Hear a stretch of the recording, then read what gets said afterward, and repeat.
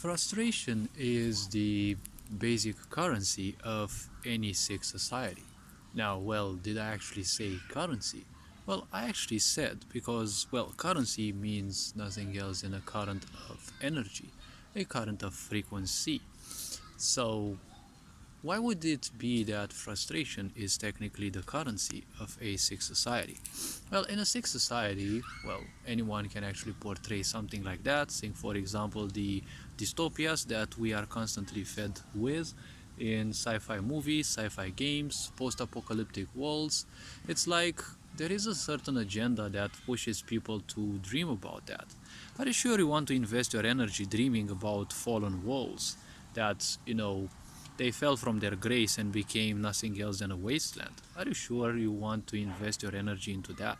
Sure, becoming the hero of a wasteland sounds very interesting from an emotional standpoint, but the point is, it's like, do you really want to be the king of a junkyard? Because honestly, a wasteland is called a wasteland and it's not called so for nothing. When it's about a sick society, technically it's all about ignorance. And when people are ignorant, frustration will be basically a currency. Now, money is also a currency, isn't it? Money is nothing else than a creation of humanity. It was a product needed for exchange, so therefore a common material was needed because people would place their own price on things, and bartering would be kind of hard, right? So the point about this is there needed to be something common that everything would be priced on that and could be used instead of bartering physical objects specifically. So technically money is nothing else than our energy because it is important that we place on something. So it is also our energy. So when we place a lot of energy on something, it's like we create an entity. And this is what I call the entity of money. Now, this is technically like a living being, just like the number 3 is important in family. Now, in a family, the family itself is made of the man and the woman, right? And also is represented by the child. But in divine union, or well, how Christianity calls it, marriage, there is the number 3 not because of the child. Two people can marry, but they don't need to necessarily have a child. The third entity is technically the bond in between them. This is a being that is created through the fusion of the two, right? They are bonds in a relationship. So this relationship technically defines that being. This being basically will suffer or will be joyous because it will store literally anything that the two do together or separately and one to another. I would call it improperly a karma bank, but well, it's kind of an improper naming. So this entity technically is the same as with money and with anything else. It's something called, what was it called? Well, I kind of forgot the name. But the point about this is everything that you focus on, that energy goes towards it, right? When you look at a certain YouTuber, they are technically like a black hole of attention. Now, I'm not calling them, let's actually not call them a black hole, but they are kind of a vortex of attention because when they are putting account, creation out, right? Because they're called, well, content, let's say, when they put content out for the watching, there will be people who will watch it. Watch it, hear it, and or, okay? That means they will consume that. Now, the video is not just a simple bunch of images with some sound. That video also has the emotional wave motions, right, of the person who actually did the video. They are joyous, they are sad, whatever emotion they manifest. People who watch the stream simply feed upon that. So the video is nothing else than a database of, let's say, a tiny bit of history. Because if you watch that video again, you will see that the same emotions will simply influence you.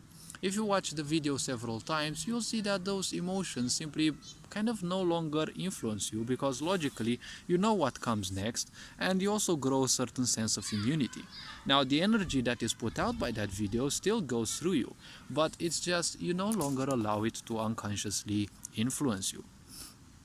Haven't you heard of those haven't you heard those sad, drama moments in movies like Titanic and the such, where the music takes on and it's just a set of images that you see, but technically the music coupled with the logical consensus of the story kind of make you cry, right? This is, well, we can call it an emotional manipulation, but I call it the little accepted psychiatry, because technically you're playing a little circus. You're pretending that you're crying for something, you're taking it overly serious, and then, well, you actually cry. But this is why I call it acceptable, because it is acceptable ultimately. You need to cry from time to time. It actually helps a lot of people to, strip them of the negativity they have acquired. But in a sick society, this is kind of forbidden, because people are always abused. I think this kind of feels, or it feels a bit commonplace, more or less. Like, if you cry, you're weak. If you're a woman, you're weak. If you're a man, you're weak. If you're white-skinned, you're bad. Black people have to be taken into account. But don't these all actually sound as distractions? Because ultimately they are distractions from who you are. Who you are, what you have, what sexual organ you've got in your pants, that should be your only problem. And obviously, well, business, because if you think it's a problem, it's your problem. Don't make it other people's as well. If you think it's your point, well, it's your point. It's not a problem.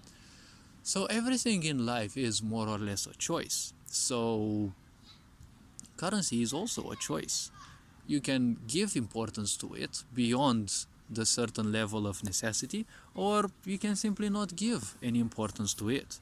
Because ultimately, if you have money, you will simply be capable of buying that which you need. If you don't have the money, it doesn't matter whether you put attention or not, you will not be able to afford that which you need. So one needs to understand that this world requires balance. This world requires that you couple currency with the idea of spirituality, because the physical and spiritual both are required. We live in a physical body. The physical body inhabited by us has its own necessities, and they have to be addressed physically. Emotionally, mentally, yes, but these are also dimensions of the physical. They are less perceivable in a way. I mean, you cannot basically touch emotions, but at the same time, you can actually touch them, because they can touch you. Why is it said that you can touch someone's heart, right? You can say something nice and you can make them feel better, because, well, words have power. Words are also a currency, ain't it? It's just energy that flows. So in a sick society, everything is based on ignorance, and ignorance means separation. When people are separated, everyone believes they are a little god and they can do anything they want with the others, and unfortunately, especially with children. All this frustration is being built up and is being given to the next generation. If the next generation cannot handle that, it will fall for the same things that they have gone through. So the more it happens, the more generations go through this cycle, the cycle will feel harder and harder to break. But at the same time, spiritual wisdom is acquired. So people who come back again and again, they become more and more resilient. So that's how you have people who simply don't fuss much about not being given attention, but actually are those types of people like me who don't need to make their life public. Even if I stream from time to time, even if I post videos with me speaking about things, that's not what I call my private life. That's just me sharing some things, because as I said, wisdom needs to be shared, because others need to also wake up, and at the same time, wisdom is not going to serve you beyond the grave. So, as I was saying, currency is something that goes from one to another. In a sick society of ignorance, obviously, people will simply share frustration. And you can see so many people actually coming to you and, they just dump their emotions on you, then they just happily leave. But at the same time, their mind is so fully versed into creating even more shit that if you don't pay attention, they'll come back to you. So as an empath, it's kind of hard because sifting through the own shit you've gone through in your current life, and obviously programming that came from previous lives, because that also exists in your karmic memory. Now, all of these are kind of hard to sift through. So if you don't learn how to keep people at bay and to simply not allow others' emotions to influence you, well, life is gonna be much harder. So, psychologically and mentally speaking, frustration is very important if you want to rule people, because people who are frustrated, they will simply think more and more towards that. If you think about running from something, it's hard, it's impossible. You feel it already because you want to run away from anger, from hatred, but there it is. Running away from something makes it harder, makes it stronger, because it's always gonna be a reminder. You're gonna feed that when you run away from it instead of accepting it and letting it flow. So people who are unconscious, they will feel that running away from it is not a choice, so they will give up and they will embrace it. When people embrace pain, they simply embrace it as a comfort zone. So frustration becomes people's comfort zone. And when they do, you can see it on the streets. When someone is abused, beaten, or whatever on the street, people will simply sit idle or will simply jump to the side of the abuser because they have been abused and they want others to be abused as well. So obviously they will side with the abuser, not with the person who is abused. Because when you are ignorant, you are separated from empathy. And it's not that empathy is shut down, it is still there, but as I've been saying all this time, ignorance is a sedative. It disconnects you from feelings, and if you no longer feel pain, that is the most dangerous thing, because not being able to feel pain allows you to do literally everything. People nowadays cut their hair and do it in whatever way, but at the same time they pierce their nose, they pierce their skin, their whatever part of their body, because the pain that is inflicted is not that great. Now, many could simply go as far as saying, hey, if cutting your arms wasn't painful, there definitely would have been those people who would have done it. But, some people cut their tongue in half because they want to look reptilian-like or whatever. Everyone has to experience their own crazes. Because in a world of pain, where people want even more pain, there will be pain seeking. You cannot simply stop this. And when other people pain themselves, the others around them who follow the same agenda will use those as a pillar, will use those as a means to also do the same. It's more or less the herd mentality. So frustration is very important because frustration can be easily exploited. When you have people who are exploited, who have been exploited and who are pained, if you give them some privileges in society, then you simply can easily draw them on your side and they can be turned into policing forces towards people who don't comply. Those people, aka those people who value their liberty, who value their freedom. So frustration is very important. You can see it as important in society because it is exploited by a lot of NGOs, non-governmental organizations who simply do this. So many people are feeling bad about their own sexuality, they're feeling bad about how they look, about their emotions, about literally anything. They cannot comprehend how it works. So this leads to a lot of frustration. Now, when this leads to frustration, it is good because technically frustration comes and is classified even in this society. It is classified as, sexual frustration, mental frustration, emotional frustration. Now, these terms don't necessarily exist, but in terms of manipulation, these actually exist because when you want to manipulate people, you want to manipulate them based on a core problem that they have.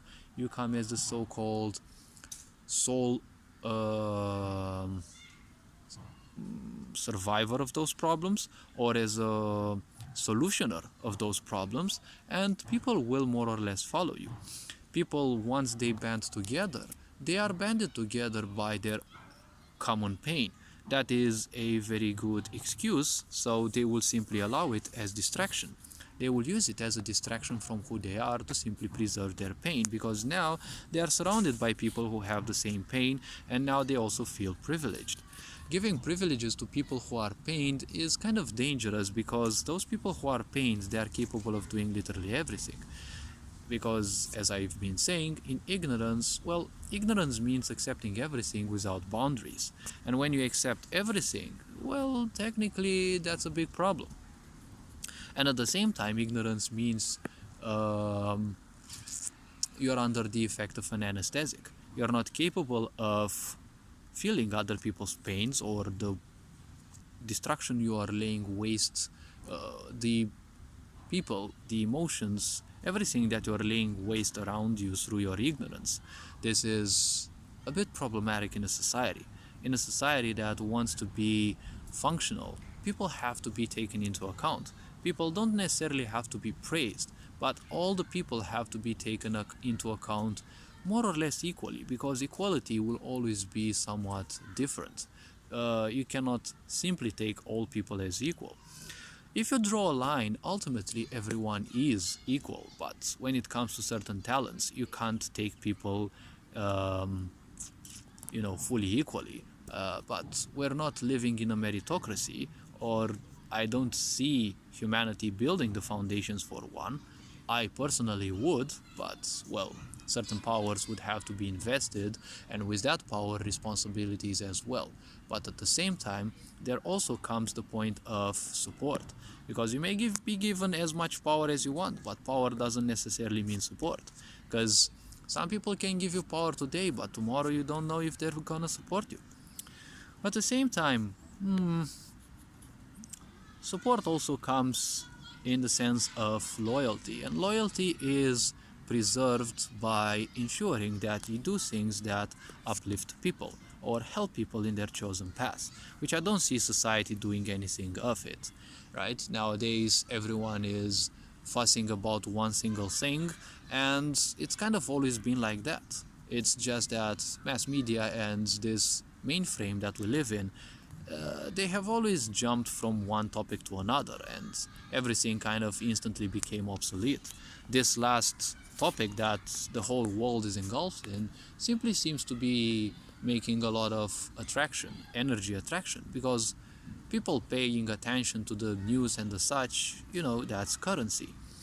And, well, news broadcast also means a currency. They're giving you some energy, and you're giving some energy. People who watch television a lot and do it ignorantly, you can see that they tend to kind of fall asleep because they are constantly being drained, right? So you can call that a currency. It's not called a channel for nothing, because a channel is that which directs a flow of energy. Just like you have channels that direct water.